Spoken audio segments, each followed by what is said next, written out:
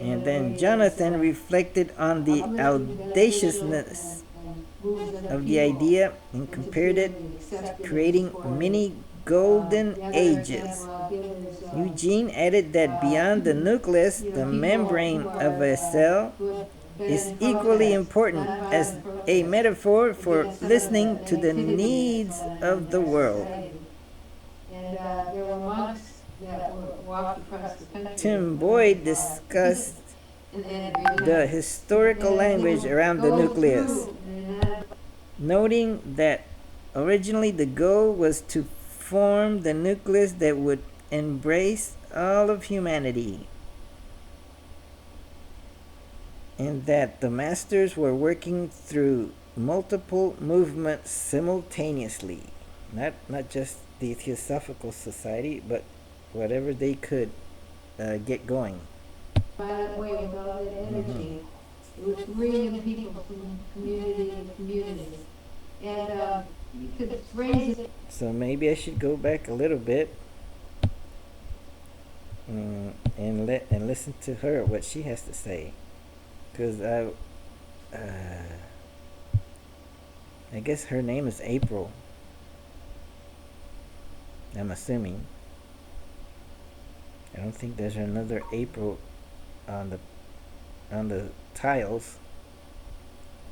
What I call those little squares tiles, where you find a person and their name. So she's in the tile called Jonathan Colbert. Oh.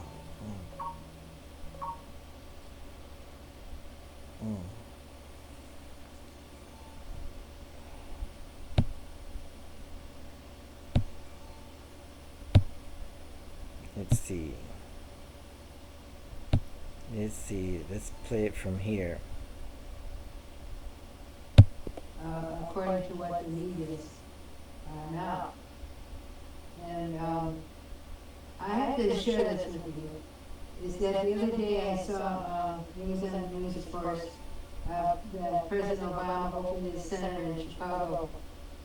And as I was watching it, thinking about my own energy level and how it affected me in such a positive way what he was doing, trying to work with the youth in the community, and being so positive and hopeful about what we can achieve given the state of our own country and the difficulties we're going through, and how it uplifted me just to be part of that process.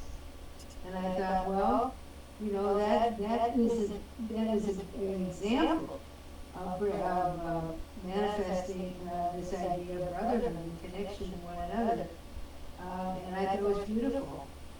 And so there's lots of ways of responding to the environment that we can be part of in terms of our own growth and the uniqueness of who we are, and we can still, in fact, respond to what's going on now in a way that is uplifting, beneficial, and moves other people into feeling accepted and supported.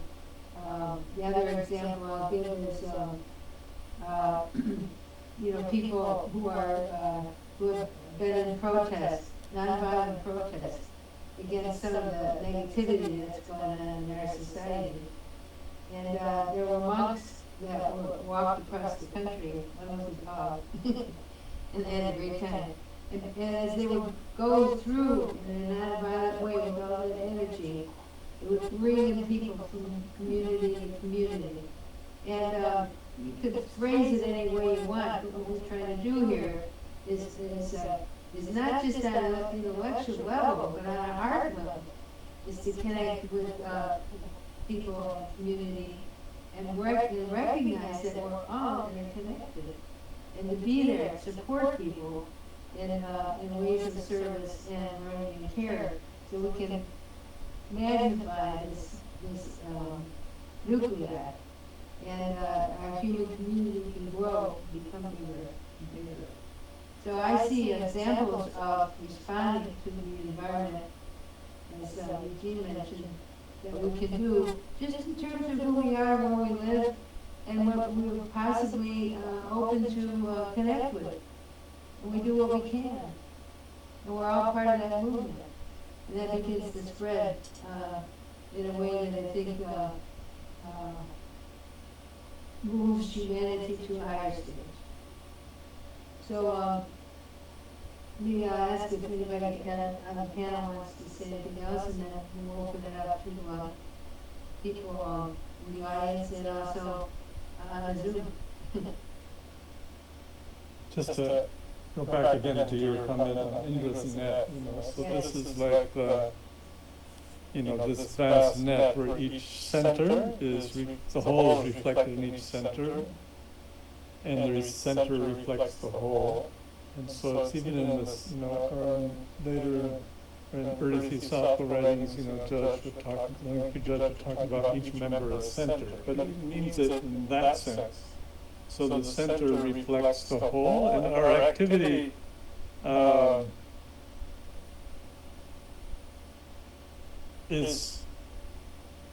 extends.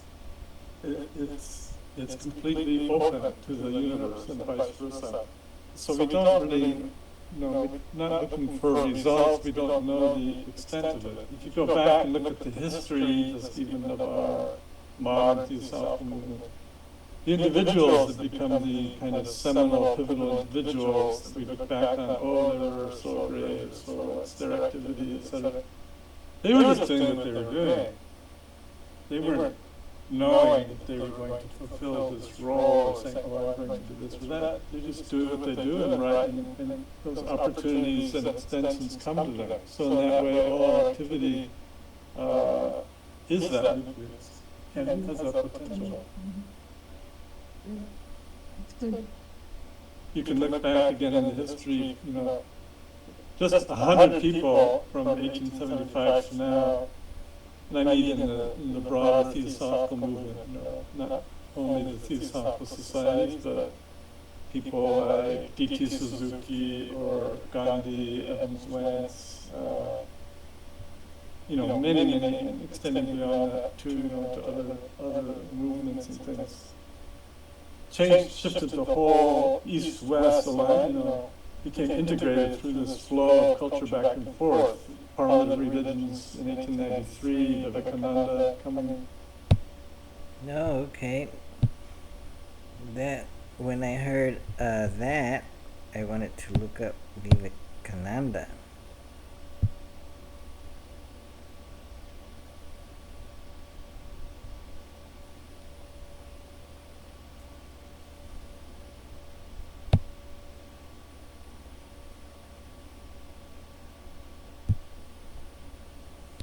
Vivekananda's speech to Parliament of the World. Control click.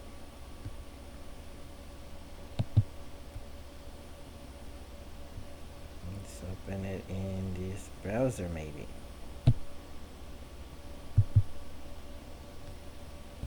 Can you see it?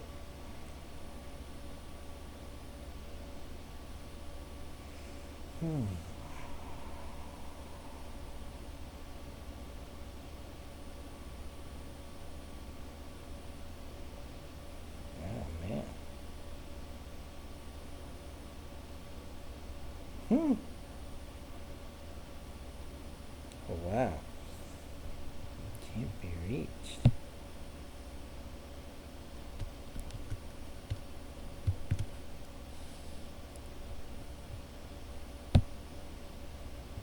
Let's see, archive.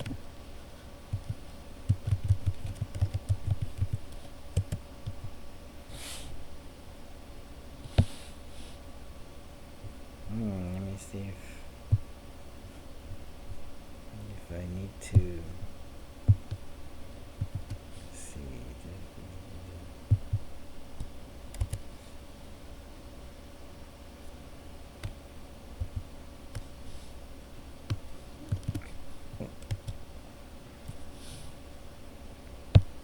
Let's see if I can get.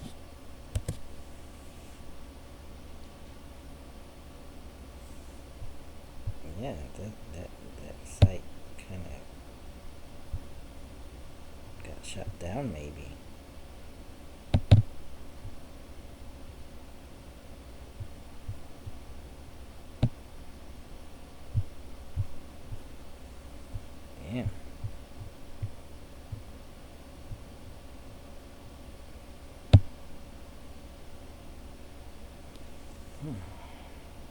Mm.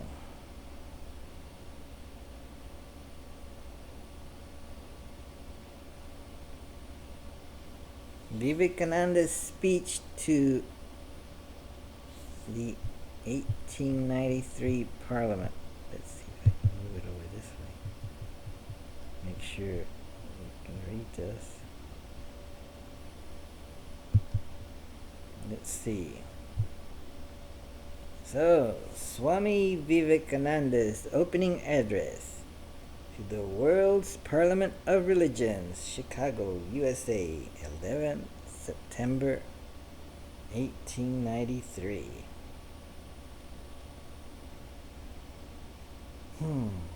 Sisters and brothers of America, it fills my heart with joy unspeakable to rise in response to the warm and cordial welcome which you have given us. I thank you in the name of the most ancient order of monks in the world. Wow. I thank you in the name of the mother of religions. Wow. He considers Hinduism to be the mother of religions. And I thank you in the name of the millions and millions of Hindu people of all classes and sects. My thanks also to some of the speakers on the platform who, referring to the delegates from the Orient, have told you that these men from far-off nations may well claim the honor of bearing to different lands the idea of toleration.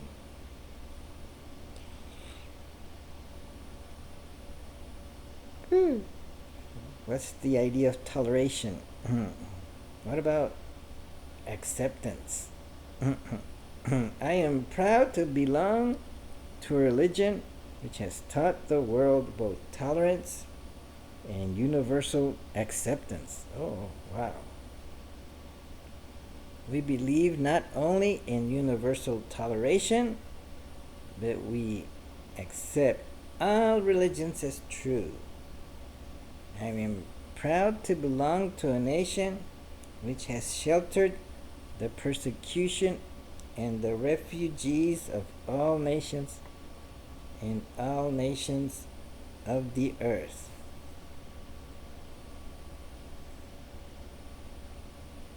I am proud to tell you that we have gathered in our bosom the purest remnant of the Israelites who came to the southern India, took refuge with us in the very year in which their holy temple was shattered to pieces by Roman tyranny.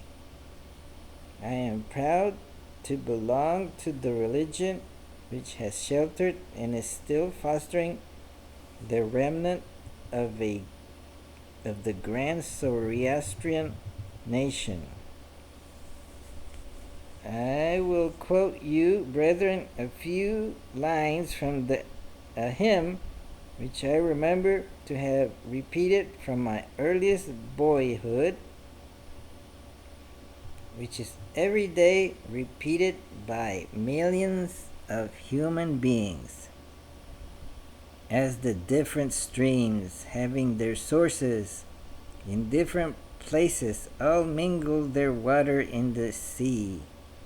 So, O Lord, the different paths which men take through different tendencies, various though they appear, crooked or straight,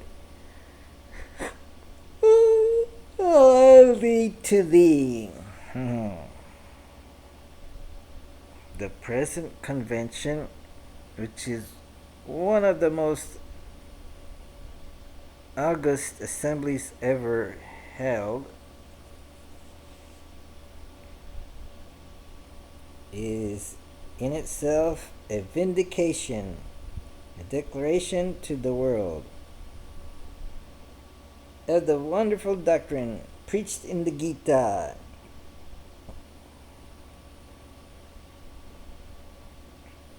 Whoever comes to me through whatsoever form, I reach him.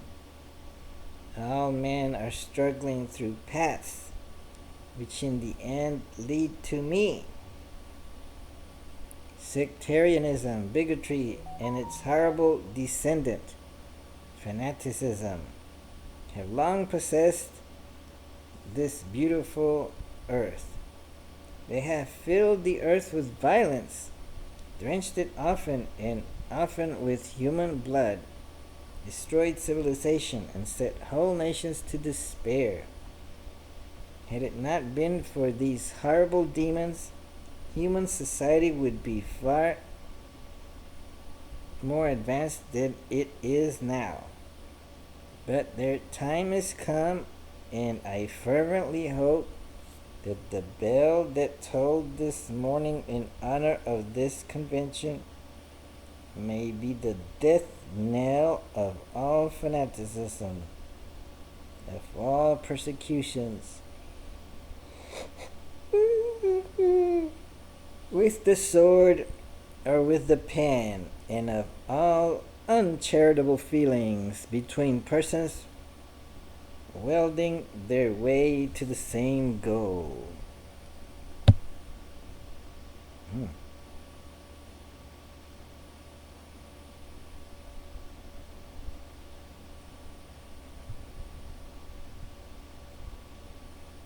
Wow.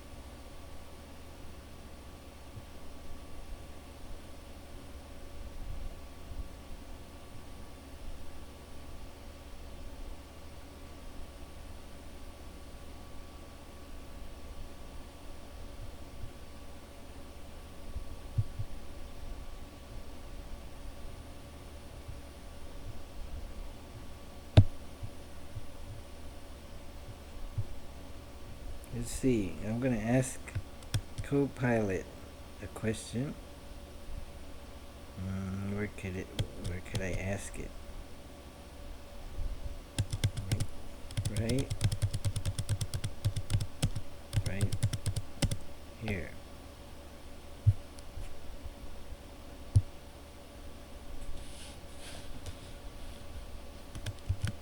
Is there any audio or video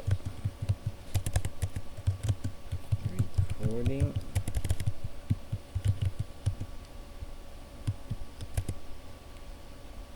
taken of the event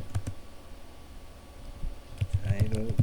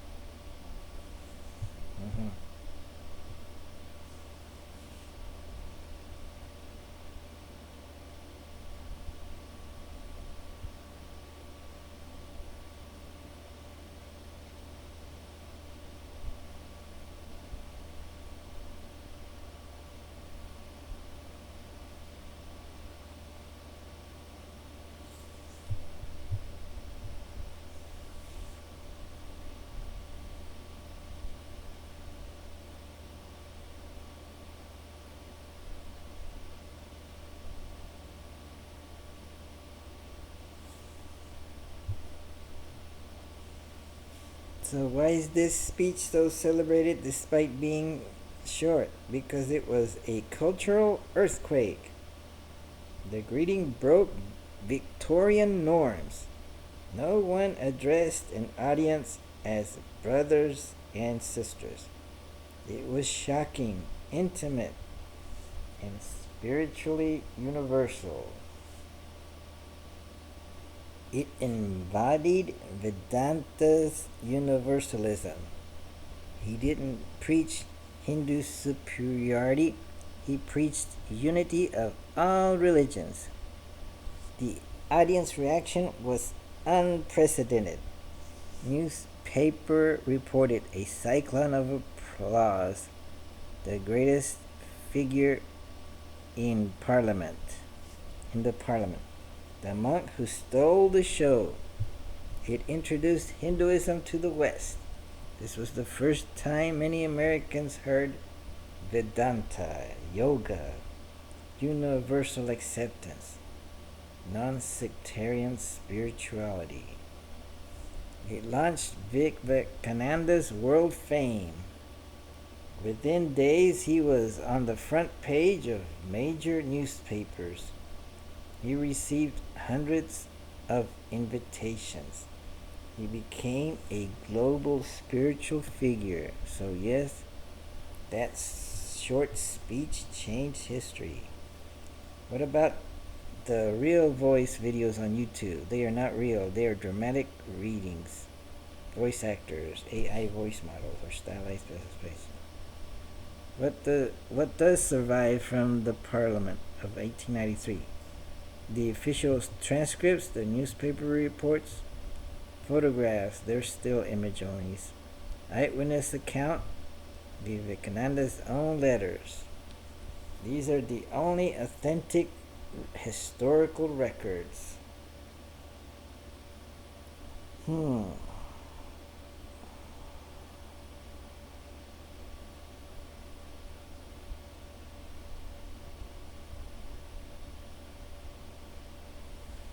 Wow, oh wow.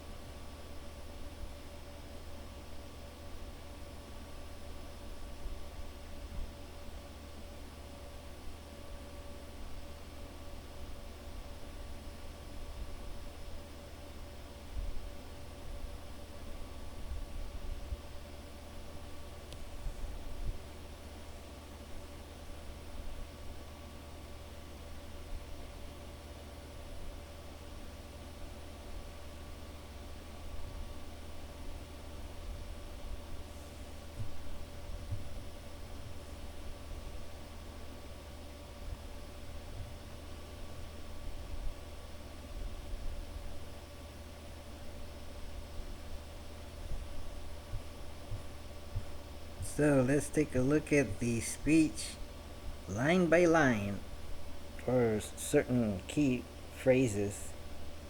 So he starts off by Sisters and Brothers of America. So this is the shockwave. No one spoke like this in 1893. This is like now. This is common to hear Namaste.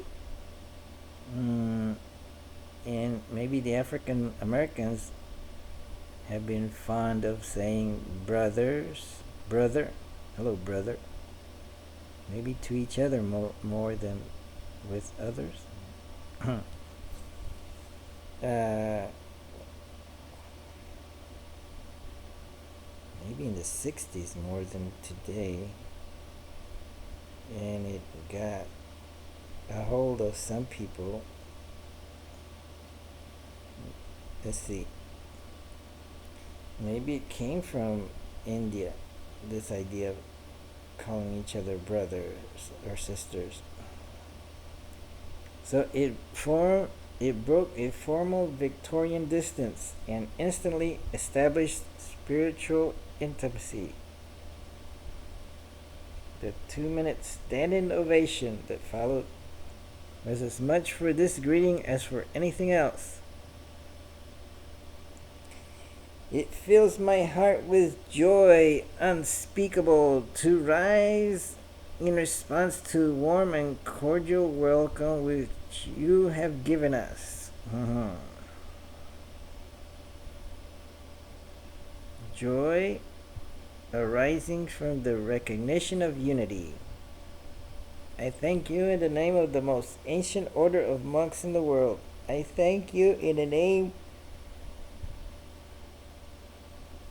of the mother of religions, and I thank you in the name of millions and millions of Hindu people of all classes and sects. Let me make this wider.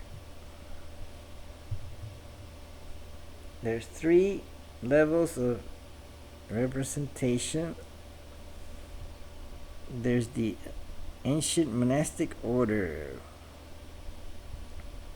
continuity of spiritual discipline, mother of religions. India is the cradle of spiritual traditions, certainly of Buddhism. Millions of Hindus. He is not one mystic, he carries a civilization. And my thanks also go to some of the speakers of this platform, referring to the delegates from the Orient.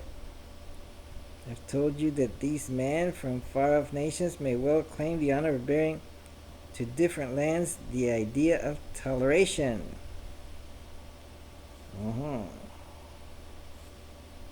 So maybe they were, it sounds like there were speakers before him.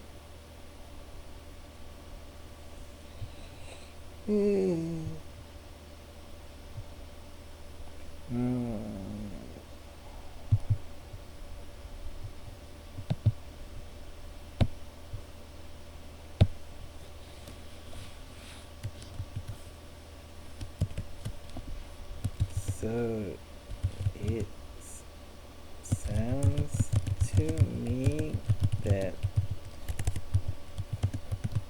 was not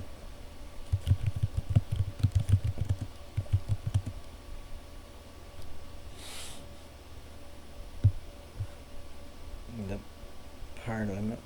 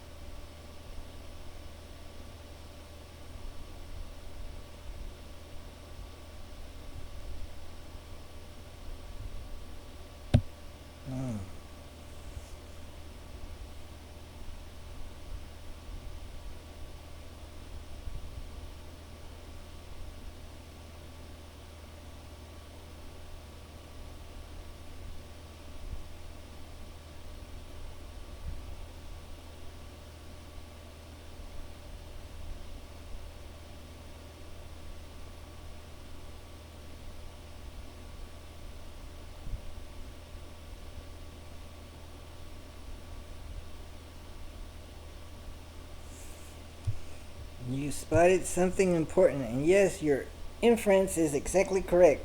Swami Vivekananda's famous line, my thanks also to some of the speakers on this platform, is the smoking gun that tells us he was not the first speaker. His opening address was not the first address of the parliament. It was the opening address of his participation, not the opening address of the entire parliament. He spoke multiple times, 6 major speeches in total. Okay.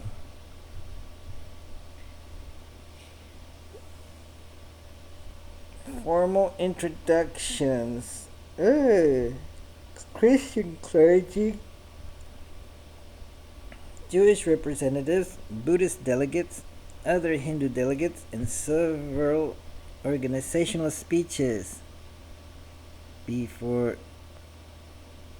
Vivekananda was called. Wow.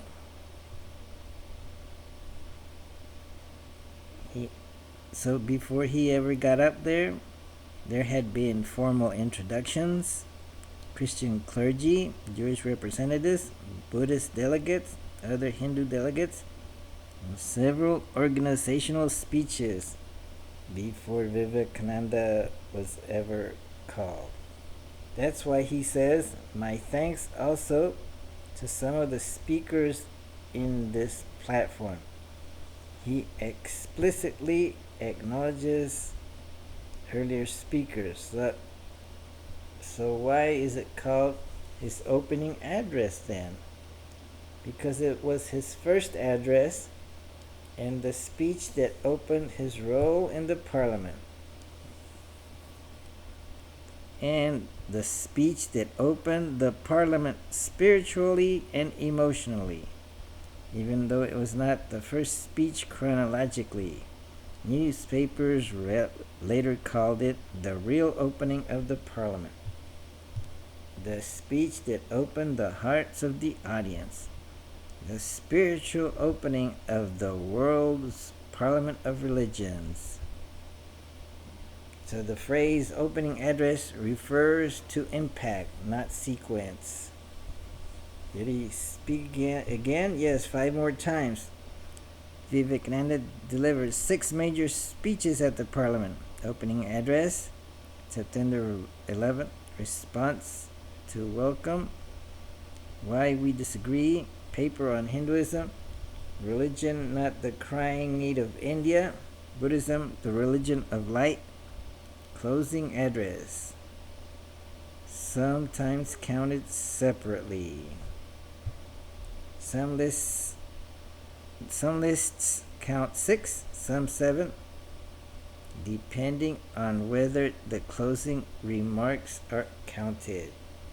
So yes, he spoke multiple times. Each speech had a different theme.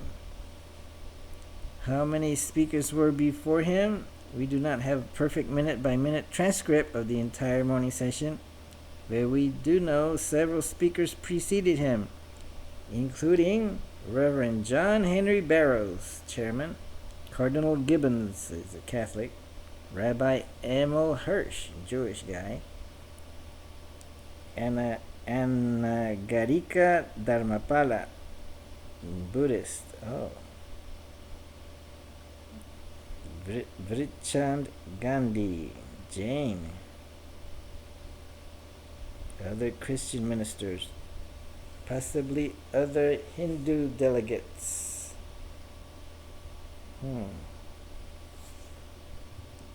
So there must have been, wow,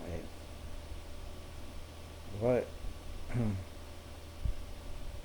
at least, or certainly more than 4, 5, 6, 7, more than 7 speakers before him. Because there's the last 2 of those 7 listed are plural. So there were other Christian ministers. That means more than 1. So that could be 2, could be 3, could be 4, could be 5. So it could be, let's see. And then the next one also could be 2, 3, 4, or 5, or certainly maybe not 5. Maybe if it had been 5 for either of those, that would have blown up the number of people preceding him. There would be a lot of people going before him. So maybe instead of who knows, instead of